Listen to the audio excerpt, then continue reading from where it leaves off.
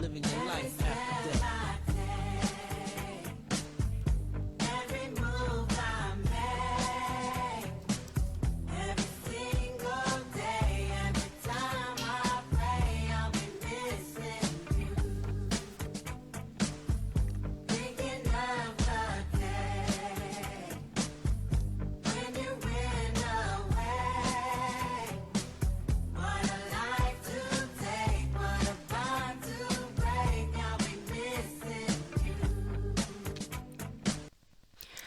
Welcome back to the final 2019 episode of Melee Stats Deep Dives. As you may have noticed by now, it's me, Edwin, speaking instead of Wheat. Sadly, this holiday season has not been too kind to our good friend and the usual host of this podcast. His work schedule has actually left him unable to be around for this week. So, as we move forward without our standard guide for a deep dives episode, it's me, Edwin, who will be taking the reins for this week. And with me today is a familiar face, or a voice, that you all know and love. Ambisinister, welcome back to Deep Dives. How you doing? I'm doing good. I'm glad that my Edwin Budding text-to-speech machine learning model is working quite well. So I'm actually running this podcast completely by myself, but there's like a predefined script that we got going on, and my model's working quite well, as you guys can see. Yeah, Ambi's our local AI master and machine learning master. So big quotes. yeah, he's been doing this for the last year or so. So yeah, actually, in another year, he'll have all of Melee Stats actually on lockdown for AI. Yeah. Be I'll on the deepfake all of you. It's all over for you guys. Be on the lookout for some Save as Untitled deepfake videos. You know, Ambi, I always find that you and I are like two opposite sides of a coin, like forever having our fates intertwined as our eternal destiny. And I just think when you look at the sort of the patterns, they're all there. You play Fox, I play Marth. My real name begins with an A, yours begins with an E, but our tags are the opposite. You know, it begins with Oh my god, dude! we're just the true yin and yang of Melee. yeah, never complete without the other one, like Cloud and Sephiroth, or Harry and Voldemort. Those are the first two examples I could think of. I can't really think of any other. I guess Yin and Yang is the best one. There's the one show about the two hands, Sinister and Dexter. That's me and you, dude. Yeah, literally Sinister and Dexter, or Dexter and Sinister, either way. But enough about that. Let's talk about something that I know you and I love talking about privately. Not so much publicly, but we're going to try to get that out of the way in this episode in the nicest way possible.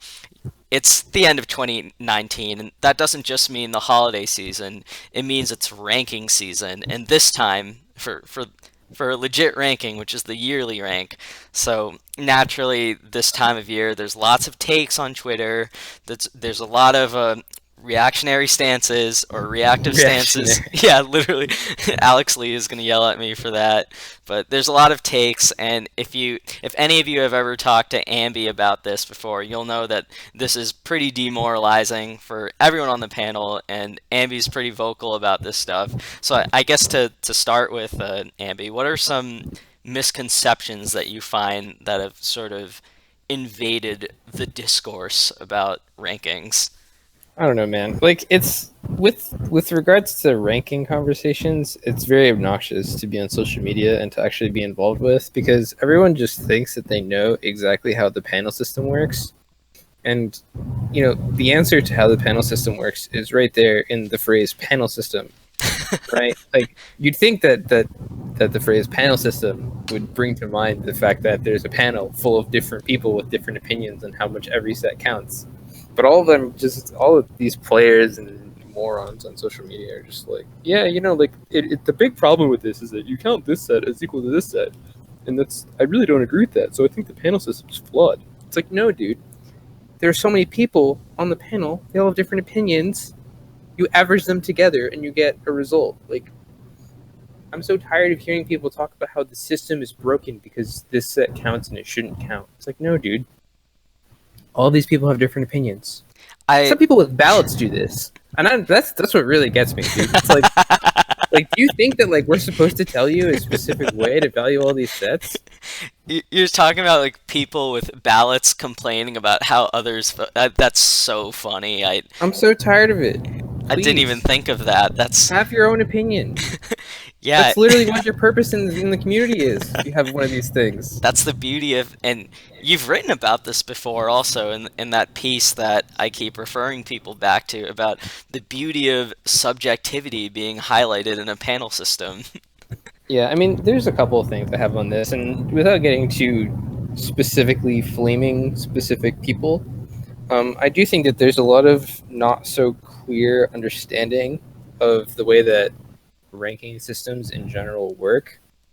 So I think that like one thing I see a lot is this understanding of the fact that if your ballot is similar to the final list, it's a good ballot.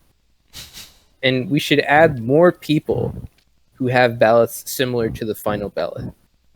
And like if you imagine like the distribution might not be like centered around the average ballot. There might be certain people for which there's like a bimodal distribution going on where like one group of people thinks it's really good and one group of people thinks it's really bad.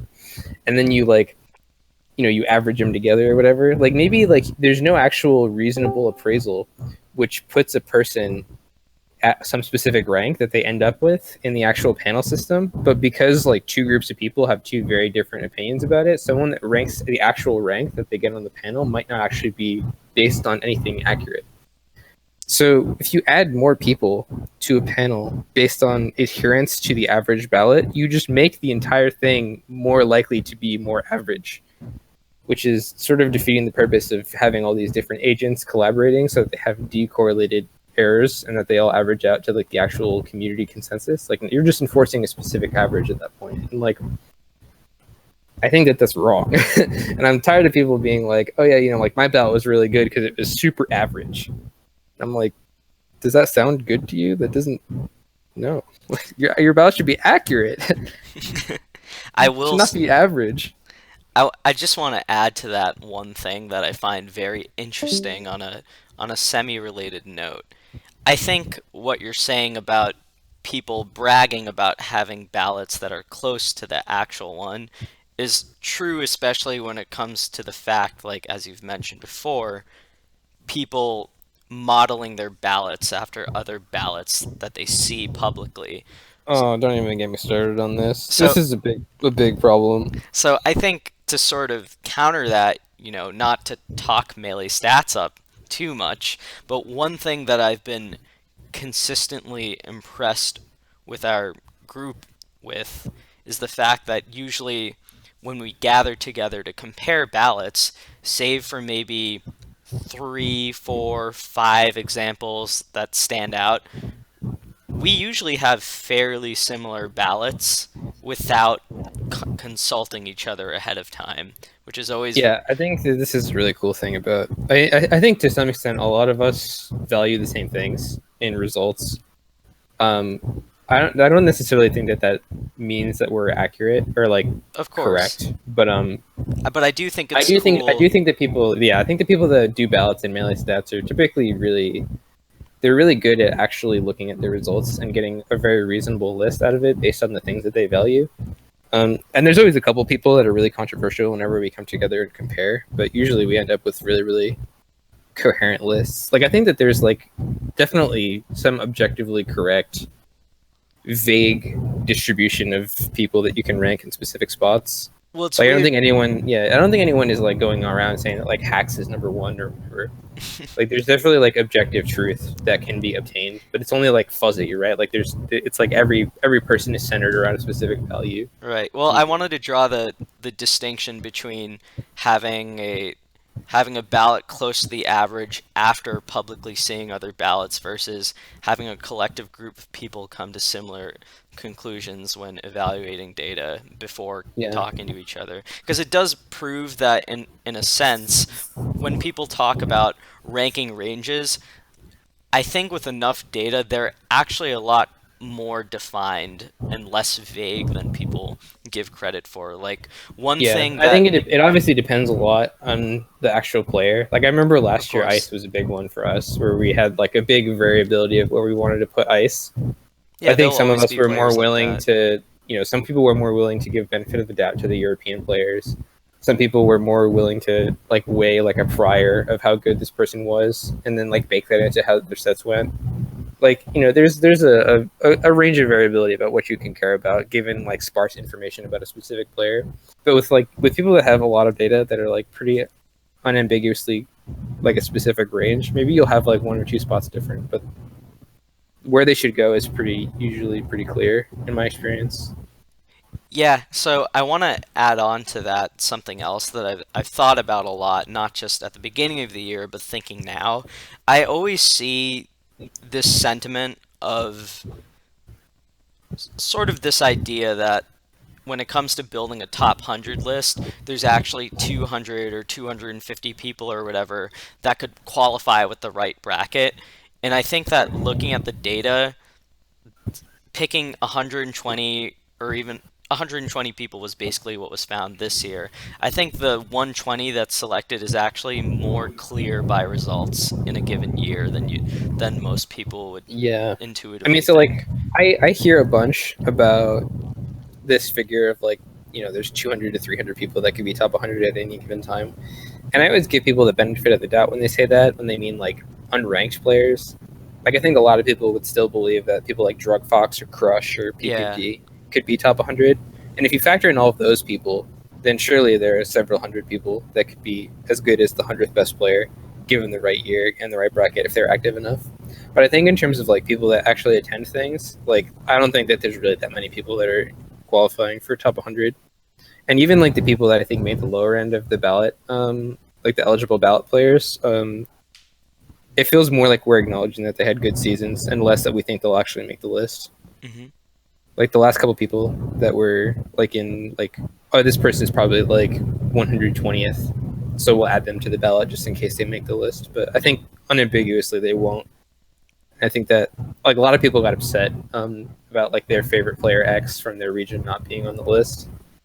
But it's like it's more just there's a certain point where it's like, yeah, you're not going to make the list with your results. Like it's pretty clear. I think anyone that looks at the ballot would be like, yeah, this person's not going to make it. In a sense, I almost feel bad for those kinds of players because sometimes they do really well with the cards they're drawn, right? So Yeah. it's not that necessarily looking at, like I mentioned this in my column earlier this week, which you can check out on meleestats.co, but I wrote about Vu actually earlier this week about Yeah, I was going to mention Vu. I didn't know it would be rude to do so. But no, Vu is a great example of a player I think that had like a really good season that I think unambiguously with their results would not have made top 100. yeah, and again, I think it's important to note exactly what you're saying here. What you're saying is not the same as saying Vu could not be top 100. You're saying that with the season he had, it was not a Yeah. top 100 season. He did as well as he reasonably could with the cards he was given. It's just that sometimes that's how it turns out for rankings, and it's Yeah, exactly. unambiguously so. So Agreed. I guess if there's anything else that we want to talk about with MPGR, misconceptions or ideas that people have, is there anything you want to say on the topic of locals that we haven't already repeated a million times in the I don't know. Discord? It feels really ridiculous to say anything more about locals. I think that like if you count them like literally 0%, you're being ridiculous. If you count them like as meaningful as a set at Evo, then you're obviously being ridiculous. And I think the fact that these are like the only two options ever considered in these public discourses is so ridiculous because it's like I think any reasonable panelist would look at how important a set is and like how available other sets to this player were. And I think that like another thing that people don't really grasp is that like if you travel a lot, then you have enough data at big tournaments for your locals to be very unimportant to you. Like if you're a player that gets like third at like big regionals and like top 16 at majors or whatever, like you're doing well. You're going to be ranked highly. Like you're a good player. But like if you don't do so well at locals, like it doesn't really matter. Like you've made up for it in the sets that actually matter. But like if you don't have the means to travel, then your locals are obviously more important because that's all we have to like actually judge you based off of. Like I think it's highly dependent on like what actual available is, like what data is available for your specific player. And when all these like really good players are like, yeah, I don't want to go to locals because it'll hurt my rank. It's like, are you not going to big tournaments, which will pay way more attention to anyways? Like it's so negligible for you to go to this local. And I think like fiction is a really good example, right? Like I think like if you try to find me a person that thinks that, like fiction should be like not top 20 because he lost to Nut one time. Right? Like fiction goes to all these locals and like literally no one I talked to has ever talked to me about his local results outside of Melee Stats for like that 1 week where he had the local result. And like everything else has been about his like very impressive major results. And that's all people care about because he has the attendance for you to actually not care about his locals. So I think that like the idea that it's even a fixed constant like between players, how important your locals are, is so ridiculous. Like it's clearly there like as additional information for players that need it for you to make an informed decision. So like it's really weird when people are like, yeah, I don't count locals because it's too hard or because it's not important. It's like, no, dude, like maybe for you, but I really like how you deconstruct this true, you know, a straw man of a fake MPGR panelist that looks at Kodorin's record against Squid and decides, oh, I think Kodorin is top 40. Like that person clearly does not exist. And I like that you're I think even the most ridiculous deconstructing ballotters that. are not as ridiculous as the way that people talk about ballotters on social media. And maybe that's just my own bias as a ballotter on social media, but I do think the way that people talk about it are like super ridiculous. I think there's another point that needs to be mentioned in terms of how people frame it. There's a very intuitive but not necessarily accurate way of looking at sets that I find is common among people who talk about results, and I think it's the equal valuing of sets, as if they think that when the panel, you mentioned this with fiction, they think that when panelists look at a result like fiction beating Mutaking and fiction losing a local set to Nut or something, they think that somehow panelists will even that out, right? Like they think that those two results cancel each other, and I have to say that this is just not how evaluating results happens at all. Like, yeah, I think that like when this does happen, like I think it would probably be too much to say that this never happens. Usually this just happens because panelists are too lazy. But I think that like to insinuate that all panelists are always too lazy to look at where things come from is kind of out of control, especially because like the resources that we get are usually split among national results and regional results and stuff. Like I think if you only look at like aggregate set counts that include locals but also include regionals, then maybe you could get misinformed about people's records if one player always wins at the big important tournament and one player always wins at like the stupid like bar local or whatever. But I think in practice it's very rare, especially given with the resources we're usually given every ballot season. So it's just really like a non-issue. It's just this thing that people have made up in their heads. And I think that like, I don't know, I don't want to get too political with the way that I call people out, but I think that public perception of the way that people do ballots is not good. And I think that like when people make content about their ballot, it usually doesn't end well for everyone else involved because people just extrapolate like that specific person and like the thing that they don't like about that specific person's process to every other panelist because they think that like every single one is the same, which is like the whole point of the panel system is for that not to be true. So I don't like that. That's all I'll say on that topic, I guess. that's okay. I feel like that's actually pretty comprehensive. And I think that the point that you mentioned about, I guess you're right in that maybe there is a panelist that could, like you said, maybe it's not that there's zero panelists that may potentially overvalue a local trend or a local result. It's more that, like what you're talking about with the panel system, that not every panelist is like that, even if there was a panelist that. And like I think a really critical thing about the panel system is that like maybe every panelist has one player whose results they were super lazy looking at, but like they are not going to be the same person, right? And like if one person's super off on one particular player, like if they just miss like this player like double eliminating Triff or something, They just then, forgot Zamu did that. yeah. Like if you know like they rank him like 50 spots lower than everyone else on the panel, then like their results are just going to be like outliers for that specific player, and like their results will wash out and they'll be ranked accurately, because the idea that all of these panelists have like errors that are not the same means that on average they will have reasonably decent results amongst all of them.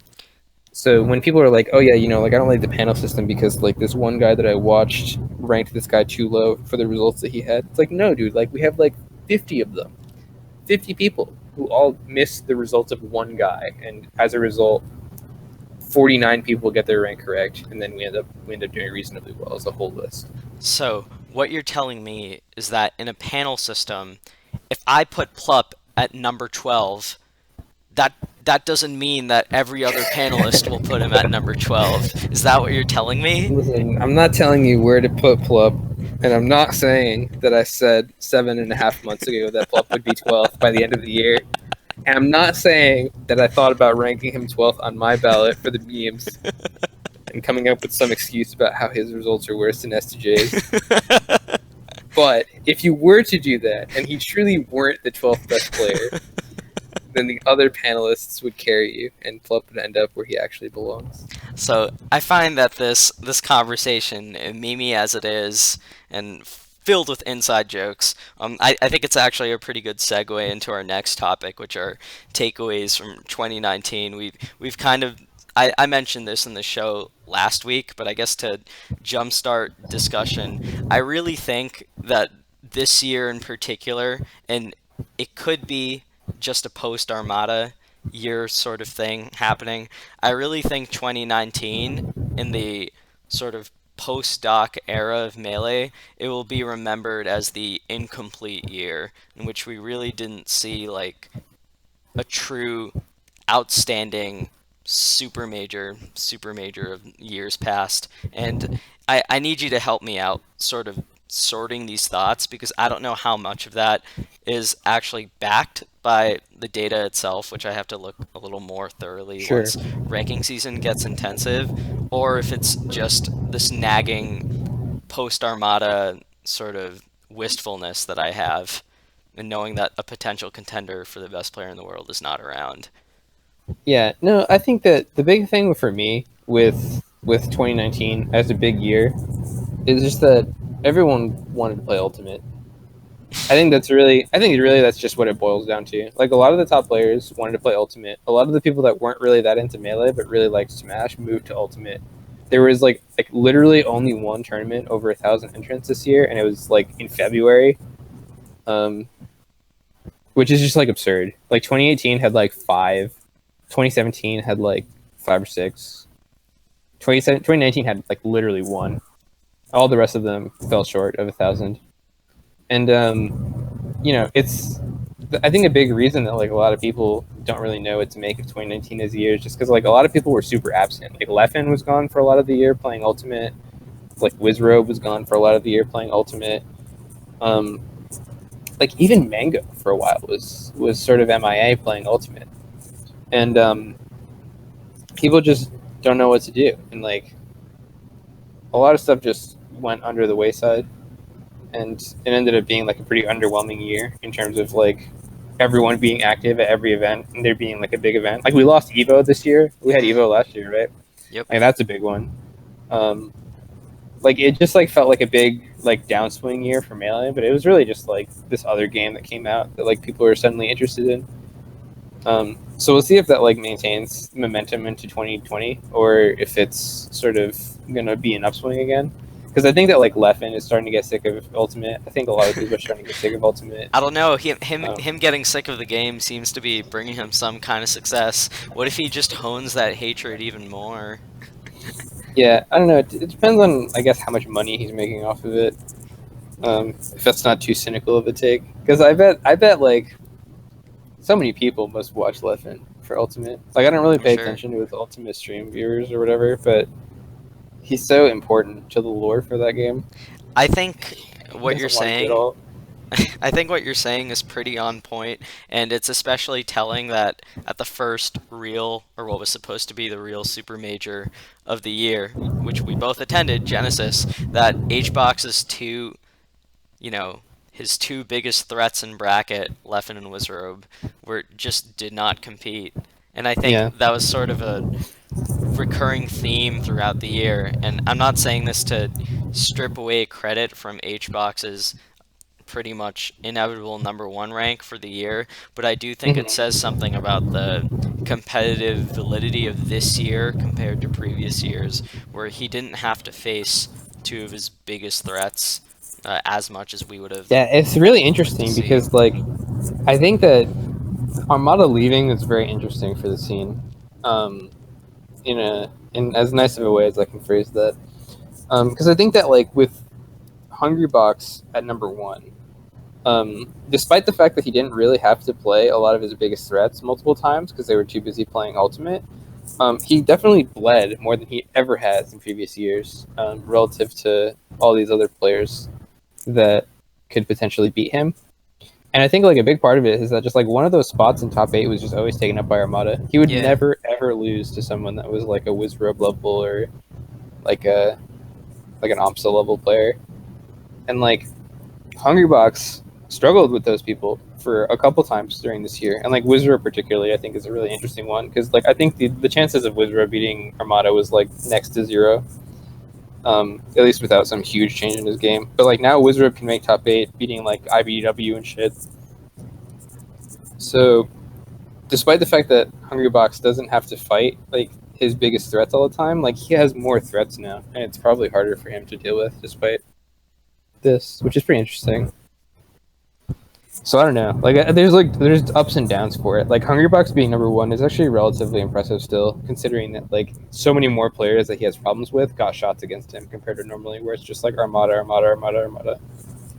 yeah, I think that's actually a pretty good way to put it. And I think that his in a weird way, while he definitely has looked more vulnerable than usual, obviously dropping a set to hacks, dropping a set to IBDW, and let alone Albert, which I Yeah. sort of see as a one-off. It's still really I mean, it was a monitors tournament.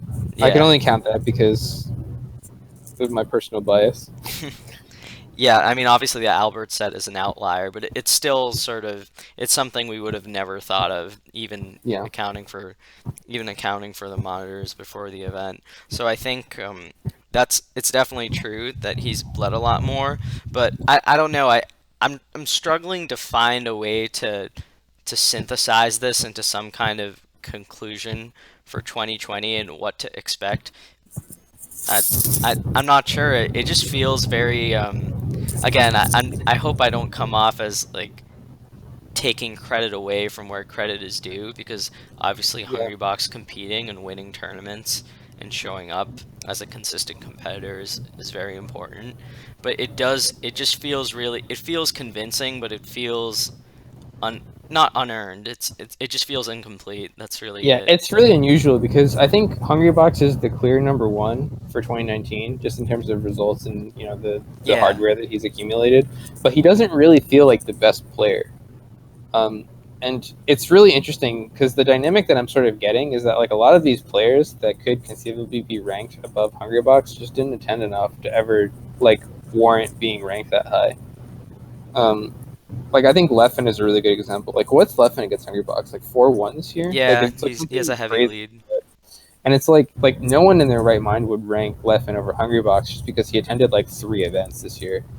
Like that's obviously an exaggeration, but he didn't attend very much because he was too busy playing Ultimate the whole year pretty much. And like Leffen might not even be ranked second because of Mango blowing up, especially later half of the year. Um, Despite the fact that like Leffen straight up might be the best player, but like he hasn't attended enough to really warrant that title. Yeah, Um, there's higher so like uncertainty. so I think it's really interesting because all the players that are like within striking range of #1 didn't go to anything except for Hungrybox. So he's clearly earned it. I don't think that like anything should be taken away Of from course. Hungrybox on this front. But it's weird because it doesn't feel like a super dominant #1 the way that even the more contested previous years have been. Like I think 2018, 2017, 2016, 2016 maybe a little bit less, but like it's been pretty clear usually. Like it feels like the alignment between number one and best player overall feels really the same until this year because of all this like random not entering stuff. There's also something that I want to mention in terms of not a positive trend, but something that has worked out in Hungrybox's favor this year, which is that two people that most would have considered long-term threats to him, Zane and Plup, Hungrybox has pretty much turned around on, and looks like a pretty Yeah, heavy advantage in those two set. I don't know, dude. Like I think that both of these players beating Hungrybox was always way overstated. Plup and Zane. Yeah, I think both of them like they had some very thrilling game five sets with Hungrybox over the years, but I think that like Hungrybox has just had the edge over them this entire time, and you know it feels really weird to me to say that Hungrybox has turned the corner on them when it feels like he's sort of been this distance away from them the whole time. I could see that for Plup, but for Zane, after Come to Papa, it really did look like he had figured out a way to be a consistent thorn in Hungrybox's I side. mean, like those were the only sets he won this whole year against Hungrybox. Yeah, it's crazy Like I looking back understand on that, it. and it's like it's also not a very important tournament. Like that's sort of like something that I think gets swept under the rug a little bit. Like Zane's only wins against Hungrybox were at this like random regional, right? Yeah. Like all of these tournaments where they played, which were actually important, even like the medium important ones, like I don't know, Low Tier City.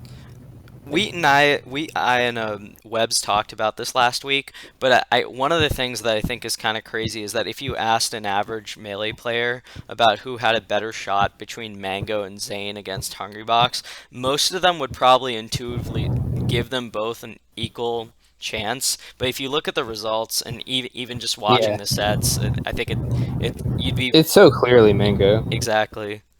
It's really obnoxious. Yeah, I mentioned the Muji King Armada comparison for what that rivalry used to be like, and I feel like this is something similar where it's easy to look at two or Yeah, three like I think if you're like a situations. big Mushu King fanboy and you're like, oh yeah, you know, Mushu King can totally do it. He'll definitely do it. He definitely just comes so close and chokes every time. It's like at a certain point you have to attribute that to Hungrybox's mental fortitude and also just like his strategy Yeah, in in-game like adaptation. having a trump card that he saves for these situations, which always works.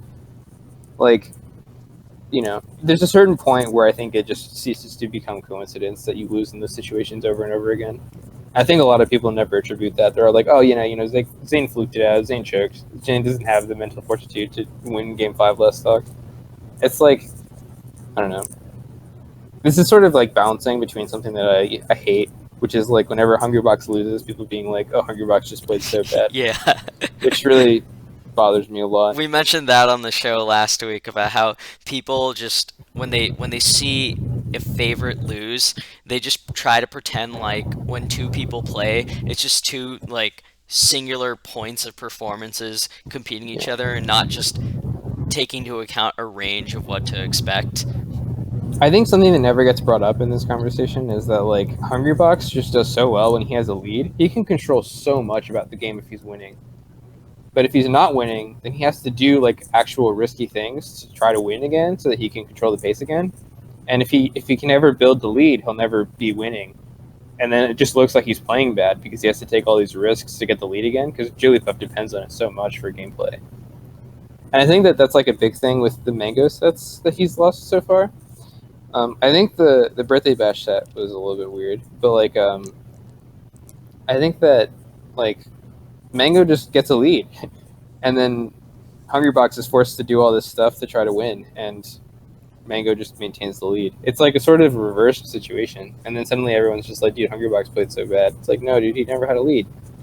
He take all these risks to get a lead again. It never happened. He lost. So I guess that's pretty good as just a quick note on takeaways from 2019. Is there anything else you want to mention for trends that you see continuing into 2020? We can talk about 2020 predictions and sort of Yeah, I wants don't know. and I think like desires. this is probably a cynical take that'll get me in trouble with people that like Ultimate. But I think the biggest trend that I've noticed from 2019 is people progressively getting more tired of Ultimate. So I'm pretty optimistic of 2020 as a year for Melee, where like more of these players are more active again.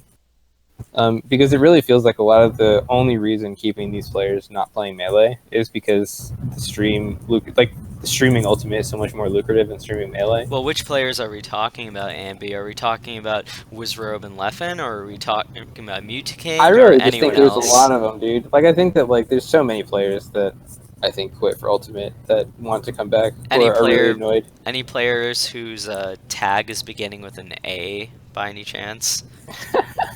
We'll see. If we want to talk about people whose tags begin with A, we can segue into that. Yeah, sure. You have any thoughts on this, or I mean, I have zero because it's basically all speculation. But Yeah, I don't think it'll happen. I think that Armada is very content to be on Twitter talking about how he's the best of all time. ooh, Um, that's actually that's a great transition actually into something that I want to talk about with you. So something that I've seen pop up in a few corners, but not necessarily gone into detail about, I think, is this really thrilling all-time race coming up in 2020 between Mango and Hungrybox. I really think that, and I know we've sort of jokingly talked about this in the past, but I think given that this will be likely HBox's third consecutive year of being number one, I think 2020, the race between Mango and Hungrybox for number one, it won't necessarily be contained to that year. I really think this is a competition between the two of them on the all-time ladder, either leapfrogging each other or depending on how dominant their year is, maybe even taking Armada's spot in the number one. How do you I know I'm the all-time rankings guy and the book mhm. writer and everything, but I like your thoughts on this because you tend to both combine historical accomplishments with sort of metagame contributions as well and sort of innovations in actual gameplay. So Yeah, I definitely have very different criteria for this sort of list than you. So I think it's sort of an interesting topic. yeah, But I do think that for this, in my head, I know this is probably going to make me sound like a huge Mango fanboy, but I still feel like they're very far apart in terms of their all time influence on the game. Like I think that like you probably would argue that tournament wise, Hungrybox is certain to get the corner for sure yeah, on Mango. But exactly. I definitely think that like Mango was so good at this game at the points where it really mattered for someone to be really good at this game. And I think that Hungrybox in comparison was the person winning in like all of the weakest points in Melee's history. And I think that goes sort of a long way. And I think it's more than just the fact that Mango is more fun to watch in game than Hungrybox is.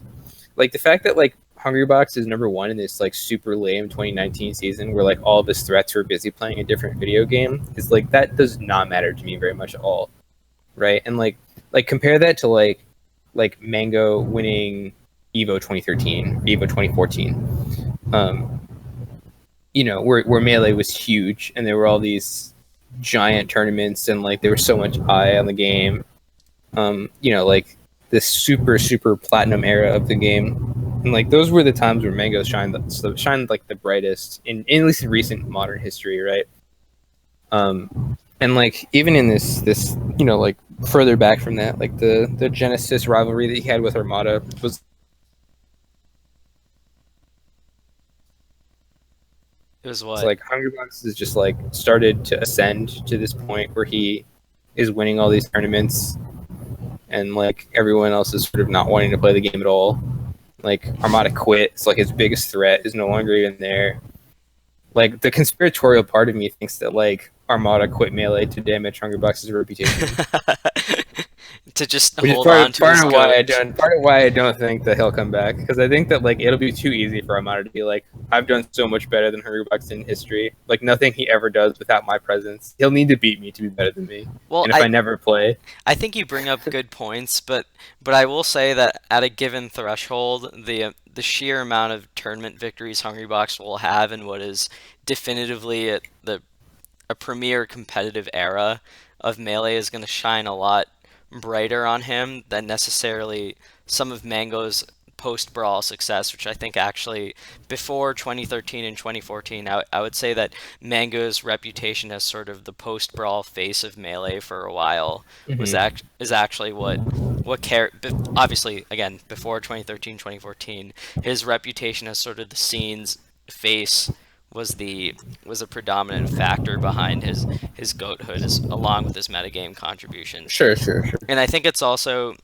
sort of telling that, and that I'll get into my 2020 prediction on this later, but from 2017 to 2019, if you really think about it, a good portion of, or at least 2018 to 2019, a good portion of these 2 years has really just been about, or a good portion of those 2 years, the players who could win majors, it was all centered around if you could beat Jigglypuff, you know? Yeah. And like we haven't seen that many examples of people who are able to dodge Hungrybox on the way to winning a major. He is the top level metagame and the most advanced metagame that we know. And I know it's weird saying advanced metagame because as players it feels stagnant to see the same matchup on a big screen. Yeah, I don't know. I don't really have that much concern with that stuff because I actually think that the matchup spread since Armada has left has been a lot more interesting actually, because players like Wizrobe and Axe can have a lot more success without his extreme barrier. And I think that like a lot of players have shown that they can make Hungrybox bleed. Like Amsa beat him this year, right? Like, yeah. Like there's a lot of stuff that goes on, and I think that like the insinuation that the matchup spreads are too stagnant is just because they don't want to watch Hungrybox play. So that wouldn't be a fair, point that right? you would. So that would not be a point that you would bring up against Hungrybox. That you. Yeah, like I think that like I don't know. It's really weird for me because I feel like a lot of the players that can beat Hungrybox just get murdered by random people all the time. And like a lot of the people that can beat like everyone else except for Hungrybox just get murdered by Hungrybox. So it's like it's this weird dynamic. Like Axe is a really good example, right? Like especially for a lot of this year, Axe would just beat up everyone, and then he'd play Hungrybox, and Hungrybox would just like make an absolute fool of him and like make him go Young Link and like do random stuff instead of actually playing. I was actually gonna. I think Axe is a good example, but I was gonna mention someone like Johnny gatekeeping IBDW and then getting 3-0'd by HBox. Yeah, exactly. So I'm happy. Like I'm happy you mentioned this because this goes into. I guess this will be the last point I bring up on 2020 before we get into our fan questions. But I think in 2020, and we've seen this sort of trend in trend a little bit lately. Although I mentioned I mentioned it as the outlier. I think 2020 will officially be the year where your chance to win a major is not defined by having to go through Hungrybox. I think even a player like S2J will have a much bigger chance of winning a major in 2020 because the field is starting to finally catch up to HBox. I really believe that. I'm not gullible enough to say something that like Zane is totally even with HBox or something because he brings their sets close. Right. But I think with the prevalence of someone like Hacks taking a set off of him, coming close to doing it again, but I think IBDW taking a set off of them, even if Hungrybox is the favorite in those sets, the fact that there's a good amount of people in the field that are not just auto loses against him should mean a lot and sort of decrease the likelihood that you have to encounter him in winners finals to win a major. And I think as a player like IBDW improves, or as even a player like, if you want to go really dark horse, even a player like Hacks improves, or even as a player like Zane improves and doesn't, maybe not enough to become an advantage, but just enough to give HBox a scare in bracket. The kind of players that'll beat HBox slayers will become likelier to win majors. So it'll almost like I know you mentioned this before that in 2019 there was a weird dynamic of HBox Slayers beating HBox Slayers, then playing HBox and auto losing. But I think in a weird way that'll kind of be the opposite case in 2020, where the HBox Slayers will get to HBox first and then lose to Yeah, Johnny or it's. something. I think a lot of this depends on how popular Ultimate is in 2020. If I'm being frank, I think that if people really get sick of it and all come back, like I think Plup is a really interesting example of this because I think Mm. it's really not that unfair to say that Plup has had the worst year he probably ever has since like maybe 2015. I think even Um, worse than that, honestly. Like if you yeah, mentioned 2015, that was the year where I think he got third at Evo or something that year, and he right. even beat. I would say that this is definitely, we were talking 2019 earlier. This year was a huge step back for Plup.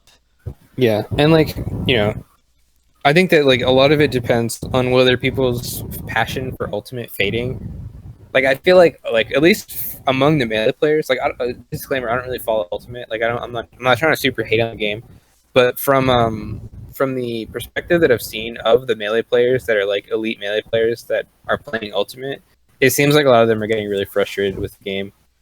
And I think that if their passion fades for Ultimate and it just comes back stronger for melee and they come back and ender more, then I think I would agree with you. That I think that there are a lot of players that like, especially if they get really on form, would be really dangerous for Hungrybox, and that the top eights would be really interesting because it's no longer dependent on whether you can beat Hungrybox twice in grands.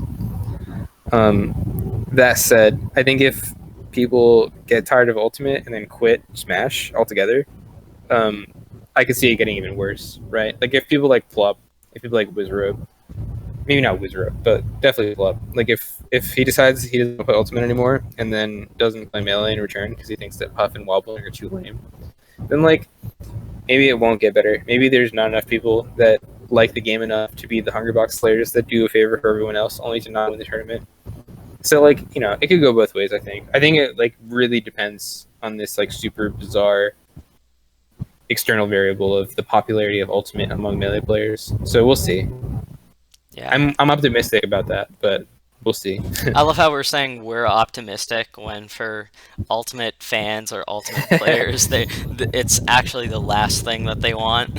Isn't the last thing that they want? My understanding is that the melee players are not very popular in the Ultimate community. Maybe you know what? Maybe you're right. I'm not educated enough to say Mm. honestly. Maybe I'm just paying too much attention to like Salem or whatever. But like,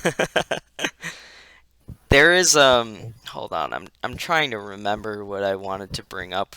Oh yeah, okay. So one thing that I think is also notable about 2019 that we'll probably see, the pessimist in me thinks we'll see a little more of in 2020, the broader realization among the non top echelon competitors, so like top 25 to top 50, that Melee, if you're not at the very top level, is at the end of the day a hobby or a gateway into being a content creator.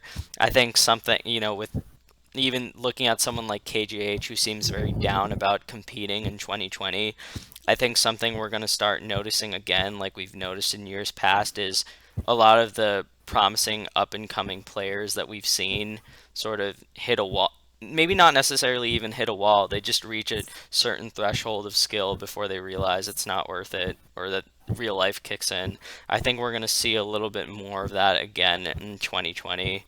But I guess it's like your point earlier, though, right? How much of it is real life circumstance versus even an external factor like Ultimate? Do you think that we'll continue seeing sort of this broader realization of Melee being a hobby and people being selective yeah. about majors in 2020? So I think that not to harp on this point, but I also think that this is Ultimate's fault. Um, so I think that if you compare Melee now to Melee like in like 2015, like think like the Melee games era in New England, right? Like I know that you and Yeah. I both participated in that pretty heavily, Hmm. right? Like if you think about like the barrier to entry for a Melee tournament now versus back then, it's very different, right? Because back in like 2015, there were all these like grassroots efforts to get completely new people playing the game, and then they could play other people that were completely new at the game. And like even then, like the ability to win sets and to begin learning the game was like it was fairly straightforward. Like you could find so many bad people playing Melee back then because so many people were new. Like, you know, like especially like post doc, like early TMG, 2013 to 2015. It was so easy to find like college students that were really into Melee that were super not that good that you could practice with and like get better with alongside. And I think post Ultimate coming out, this didn't really happen for Smash 4 because the game wasn't that popular, but for Ultimate it certainly was, where a lot of these like potentially new people that aren't that good just played Ultimate instead because they weren't far enough along to like appreciate the stuff that comes from Melee, which in my opinion definitely does not become like super as fun until you get really good, like at least relative to like someone that has never played before. Whereas I think Ultimate is a lot more friendly. Like you could get pretty good, and it's more fun than Melee would be if you're that skill level at Melee. So I think like I spoke a little bit about this with Hood Cash and like S2B when we all had like a reunion in Connecticut, like I think early this year maybe. But like everyone's just pretty good now. Like even the people that go like 1 and 2 or 0 and 2, like they were not the people that were going 0 and 2 like in 2015. Yeah, They're the not threshold, the threshold for skill, even just to be competent and like all the people that have stayed playing Melee are the people that didn't switch to Ultimate and that didn't spend their 1 day a week doing some video game hobby being like Ultimate players instead of Melee players. I think another important differentiator, if I can just add on to what you're saying, you mentioned the difference between Smash 4 kids and people brought in at post-doc, but the more I really reflect on this, the more I truly think that a huge factor in driving the growth of the Melee scene and obviously the growth of the overall Smash scene was the immense popularity of Project M. We don't really have, I know we have Project Plus a little bit now, but it doesn't really have, I don't think it has the same comparative impact on the broader Smash scene. And introducing... Project M was nuts. Like completely random people that were not into competitive Smash would know about Project M. I mean, I think it's crazy because it did introduce the whole idea of a sequel having to be more, having a fan base of people who liked aspects of the older game in it. I think that was a huge gateway for people to get into Melee. Yeah, absolutely. I would definitely agree with that. And, but yeah, like, so I think as a consequence of all of these things, like the death of this really accessible gateway game, like death in quotes, because I know it's still around, but like it's definitely like not anywhere near as popular as it was at its peak. And the fact that all these like accessible noobs for you to practice with and be also noobs with, all of them moved to Ultimate. So I think it's really difficult to break into the Melee community now if you aren't like already established as someone that is good.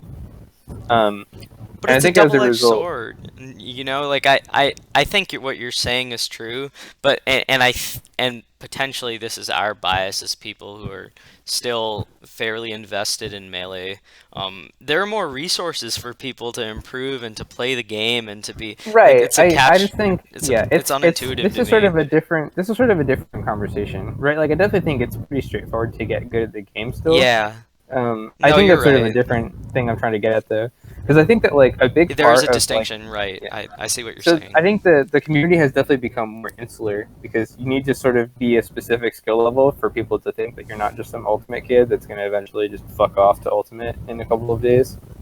And I think that like as a result, like you don't get the camaraderie with like new people that you would normally get. Like I know that like when I was in college in 2015.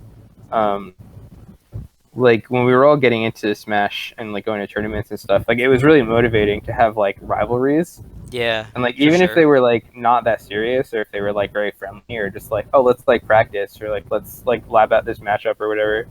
I think that it's really, really hard to get that now. And even though it's like sort of easier to improve like your actual technical skill or whatever with like Uncle Punch and all this cool stuff that has come out since then, I think that like the social aspects of the game have become a lot more insular.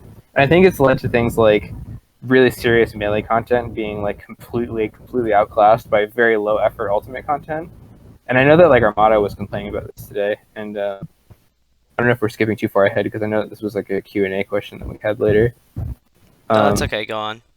But like I know that you know, even like the most low effort like child oriented who can jump the highest in Smash Ultimate content just like absolutely shits on even the best and most nuanced content in Melee now. And it's like it's not even close. Like all of Armada's videos that are like about Melee stuff just like get completely outclassed by like, you know, him like reaction facing over like some Samsora combo or whatever. And like I know that my favorite example of this is Practical Task. Like if you go on Practical Task's channel, like the stuff that he works on that's like Melee oriented is like, you know, like their 69 hit combo video. Like that took him like fucking months, dude. He's in like the creative Melee Discord with like me and a bunch of other people. And like he was like labbing out 69 hit combos for like several months leading up to him posting that video. And like it didn't get anywhere close to the how like who can clear the training mode gap or whatever video that he put out for Ultimate. Like that video got him like 10 million views or something stupid. Yeah. And, like his 69 hit combo video that took him months only got him like what, like 100K something. It still blows like in comparison. It blows my mind that a lot of faces that we consider, or a lot of people that we consider the highest or most seen public faces of Smash are actually really not that big in the long run, and that they, you know, even something like Nintendo or Nintenkio or whatever his name is, and someone like Alpha Rad has a far bigger subscriber base and outreach to the kind of things that do well on a medium like YouTube and that contain some relevance to Smash. It's kind of crazy. It's really interesting. I think that like a lot of my perspective on this is very warped as well because I pretty much only interact with like really hardcore people. I'm not like trying to like gateway or gatekeep or whatever, but like matter of, And like do you remember when I put out Stars Aligned? Like the Human Theory Task combo video? Like almost everyone I talk to on a regular basis has watched that video and thinks it's like super amazing. And like it only has like 8,000 views. But like almost all the people that like I interact with on Twitter and stuff, like a lot of them have seen it. It's like very popular. And like to me it feels like it was a huge success. But like no one watched it. It's just like the curse of Melee content these days. It's just like if it's aimed at like people that are like serious about the game, there are just not enough of those people to make it like lucrative compared to Ultimate, where like even any content whatsoever will get you very popular very quickly. Yeah, hey man, you're talking to a guy that wrote a book about Melee for pretty much hardcore scene vets, and you would know just as well, if not better. Of course. I guess that's sort of a good ending point. We can go into answering a few of these questions. So the first one comes from Jada. They're asking, what are some regions you think will improve or make upsets in 2020? Go. Some regions that will make upsets. Is it cheating to say Chile because I think Blast is going to go off? I know you love Chile and Mexico, your two favorite regions. Yeah, I think that all the Spanish-speaking regions that aren't in Europe are so sick. The aren't in Europe.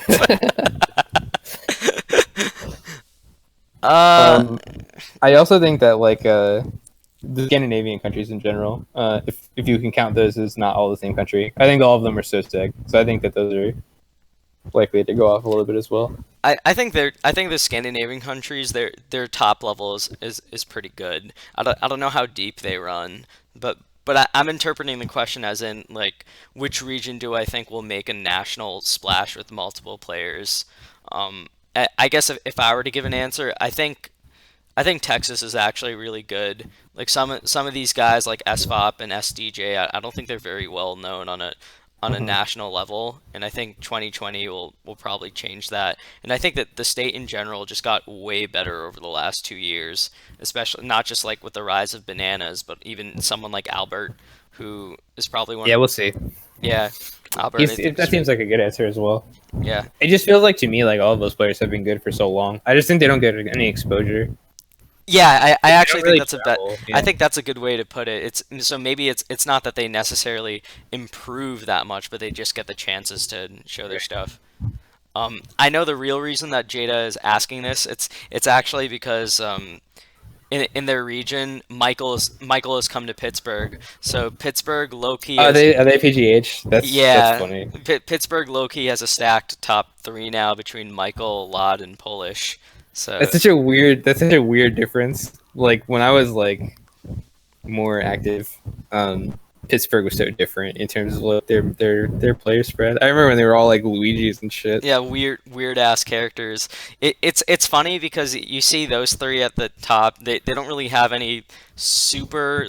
I know they have Spindo, but they don't have like a top 100 level Fox or anything. But I think the Fox player whose name is Ganondorf is actually very good. He just doesn't Yeah, travel. Ganondorf is really good. Ganondorf People is, don't know. Ganondorf is pretty good, but he just doesn't travel that much. I think Genghis Connor is probably similar to that kind of strong regional player who doesn't go out to that much. If I were to guess someone underneath the very top level of Pittsburgh and probably in the second and a half tier or so, Crikey, a local Marth player, is pretty solid. Yeah, you would pick a Marth player. I would, but yeah, I would pick Texas and and just to give Pittsburgh props, I guess mentioning them should do well. All right. What else we got? Stock is asking, what's an up and coming event y'all think will be big next year? I think anything that BTS runs. I think that I'm pretty confident that they're like the only people left that can run actual attendee face events well. Yeah, I agree. I think even like the majors that I've been really confident about recently, like even like Shine, I think has declined a little bit in terms of their spectator facing for experience. I think all the European events do this really well, but like I don't think they'll really be that big, which is unfortunate. Like I'm not trying to shit on Europe. I just think that they're never really that big. No, I mean it's just a sad reality that comes with the scene being so North American facing. I really want to go to a European event though. It must be so much fun. Yeah, that's actually one of my goals for next year to go to London at some point.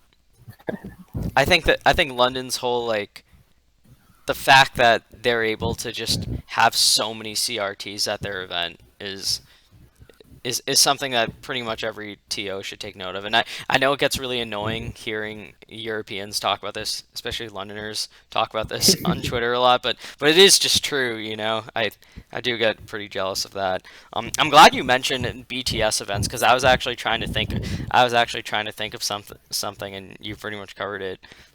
Yeah, to me like it's really funny because in my head BTS is just like big boy EGTB. Yeah, it's probably because Aiden's there. Now I thought that before they had Aiden, and now they have Aiden. Yeah, they're big but now, boy now EGTV. now they're super in there. So I think that BTS is super going to be good, whatever they put on.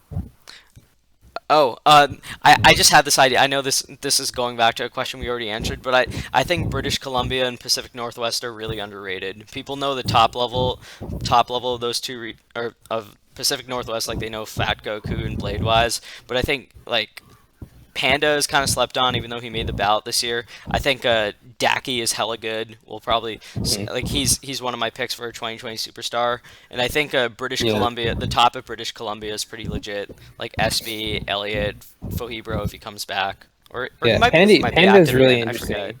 I think Panda is really interesting because I think that he's really lopsided as a player. Because I think he's just so disgusting versus floaties, and it's really awesome watching him. Yeah, but like he like lost to Nagy and stuff. Like he's like I think that there's some matchups that if he improves on, he's just like such a terrifying player in 2020. So I definitely agree with that take. That I think that Panda and Co would be really interesting people to look out for in the future. Yeah, so that covers. So we said Pacific Northwest and do you have any different thoughts on BC? I unfortunately don't follow BC that much. I do like the limited I know about it is that they're pretty good, but I don't really have enough of a say to say whether they improve or not. So another question Stock asked was thoughts on if interconnecting mass regions is the way to grow the game in this stage, i.e. viewing things as Northeast, Midwest, Pacific Northwest instead of subregions in them. So this is a good question that he asked, and I know he's asking this because he's talked to me about this before. One thing, I'm glad he mentioned this because I've written about this before, the idea that the Northeast is sort of becoming more unified between, you know, if there's an event in New Hampshire, if there's an event in Massachusetts or New York, you know Wally is going to be there. Right. You know what I mean? Like, I think that you were talking about the scene being a little more insular now, and I think that's created sort of a more hardcore grinder group out I don't know how to. I don't know how to put it, but do you get what I'm saying? I think Yeah, no, I know what you're saying. I think I it's there's more of a small crowd of people that you can guarantee their attendance at in a larger region event. So I think there is merit in sort of like what the Bobby Big Balls of the world. yeah, Is probably a interconnecting good mass example. regions. Yeah, like I think the Yeah, Atlantic South is like the Carolinas and Georgia have had it's this really sort of weird trait. because I have sort of a different take on this. I think that there are these like sort of insular groups of like super big travelers that like will travel within subregions to do a lot of different things across regions. Like people like Dark Gen X even come to mind Yeah, for people that are all over the place, or even Panda, I guess. But I think that it's really weird to view things as like interconnecting regions because I think a lot of that like really just comes from the way that the groups identify. And I know that like you know Connecticut being New England is sort of a sensitive topic, for example. And is I it think that like still really? it's yeah, there's always drama. Like, but like I think that like it's really weird for me to be like, oh yeah, just view it this way because if you don't view your own subregion as this way, then like it's kind of weird to like force you to think of it as like a huge thing, right? Like I don't know like how easy it would be to just be like, oh yeah, like just refer to North Carolina and South Carolina as like the same region. Like how that would go down if you were actually in North Carolina. Like would you refer to them as like fellow NC to SC crowd? Or would you just think of them as another scene altogether? Yeah, I guess that this is going. I guess that's sort of an adjacent. Well, no, I guess it's relevant to the point of the merits of interconnecting regions. I think so. I think to sort of synthesize our 2 points, one thing that we could bring up is that even if it may not put two regions together, I think the fact that even at a Chicago event that there could be a storyline of PGH going there and Michael returning to Chicago for a bigger event could be really cool. It could help TOs market regional events, build local hype, things like that. I think it's a good thing that there's now that subset of grinders and regional travelers that are willing to go out. So even if PGH in Chicago don't consolidate into like some East Midwest scene or something, I think it is a promising sign at least for the local appeal of the game, if that makes any sense. Mm-hmm. Um, okay, so Singstall Joey asks, what top players do you think will be ranked out of line with your perception of what their skill will be going forward? I feel like you'll have a really funny answer for this. Yeah, I have two actually. I have one that I think will be too high, one that will be too low, and both of them are very sad. Um, Hit me. Actually, maybe not. I don't know. I think Bobby Big Balls will be ranked way too low. I think a lot of panelists really hate him for personal reasons, and like I'm not going to get into whether that's good or not. But I definitely think that like the impression that I've gotten from a lot of people is that they're really desperate for an excuse to rank Bobby Big Balls very low, and like I think this is my call out. I think a lot of people that like keep shitting on top players for saying that they don't want to go to locals are going to rank Bobby Big Balls really low based on locals, and I think it's going to be very funny when Bobby Big Balls is really low, and all these people that have been like, we should count them because they'll never hurt you, show their true colors. Likewise, I think the KJH is going to be ranked way too high. He has, I think he's had a tough year, and I think that everyone thinks he's really good. I say this because of that fiction thread. This was my big reason Yeah. for looking at KJH in particular, because I thought it was super weird that like KJH has had sort of a rough year in terms of like who he's done well against and who he hasn't, and like fiction calling out Zane for like having all this good Fox practice where he has never played a good month Yeah. since he played Zane in Big House. And it's like, A, fiction played Muji King that tournament later, who apparently doesn't count as a good Marth. And like, who else is he gonna play? Like, Wieners? Like, I don't know, Lego.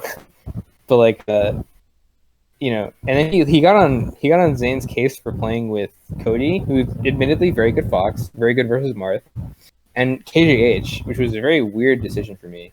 like to be upset that he's playing with KJH.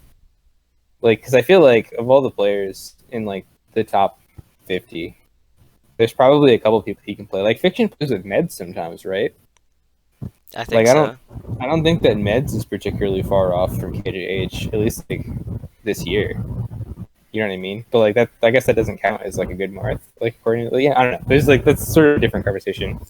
But I think KJH is currently a bit overrated, and I think that by big balls will be ranked vindictively very low.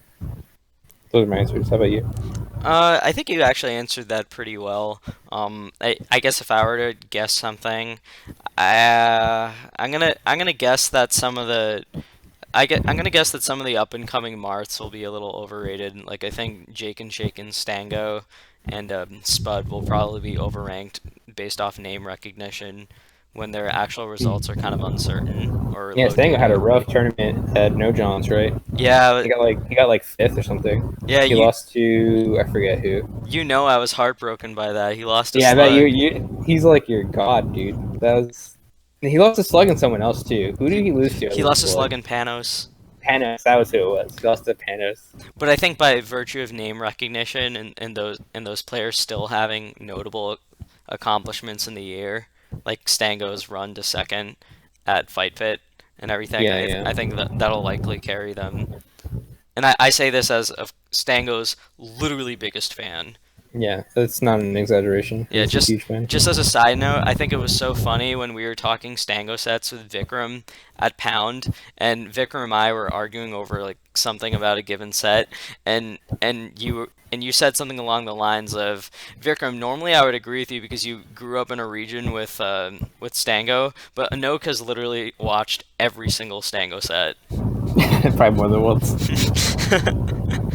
Anyways, Seal asks, what are your thoughts on the future of side events like doubles, crews, Rishi's Jungle Jam, etc.? It seems like they're declining more and more, even when new ones pop up. Do you think they're all doomed to fade out sooner or later relative to each other? And do you think anything new will come around? Slash, do you have any fun ideas yourselves that you'd love if everyone would adopt? This is kind of a doozy of a question, but I guess we can sort of consolidate it into I have a this. single answer to this that encapsulates everything. Or is it gonna be your three-stage idea? No, this is that's a very normal idea. This is a side Normal. event. Okay, go on. I think that non-ironically, if we replaced doubles with items melee with airtime limit, auto timeout loss, 3 minutes time limit, it would be the most fun thing of all time.